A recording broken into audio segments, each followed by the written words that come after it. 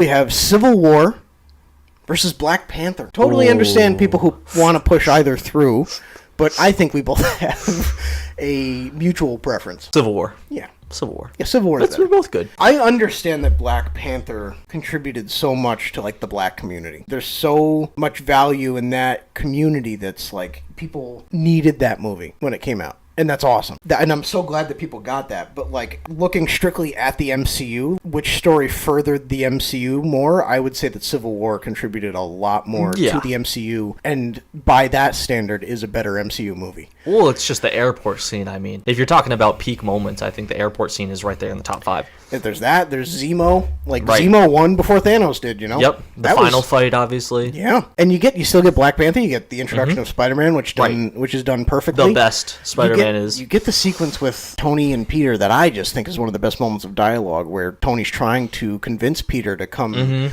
with him to the airport. And he's saying, when you can do the things that I do, and then the bad things happen, they happen because of you. Even though we don't really get a look into the mind of Peter until No Way Home, I think that brought so much comfort to a lot of people who weren't on board with a new Spider-Man up until that point. I think that, like, people were so hesitant to try and get invested emotionally in a new Spider-Man, and then he said that, and you were like, oh, Marvel's got it. Boom. Like, of course, why would I doubt? The dynamic between Steve and Bucky, and finally having Bucky kind of, like, come out of the, the mind control thing and kind of get back on his feet. You know who I am? And he's like, you used to have newspapers in your shoes and this and that. Like, it's so good. In a movie that's as big as Civil War, it's the moments of, like, smaller dialogue, more character-based, one-on-one interactions, where I think that's where it shines the most. Yeah. I just always felt like it shouldn't be called Captain America Civil War and just Civil War. It should have just been Civil War. Yeah, I agree. I think that everybody had a side they took. Yes. Based on which characters they loved the most, but I think that you'd be hard-pressed to say that both sides don't make 100% sense. They do make sense. And that's what's so good about the movie,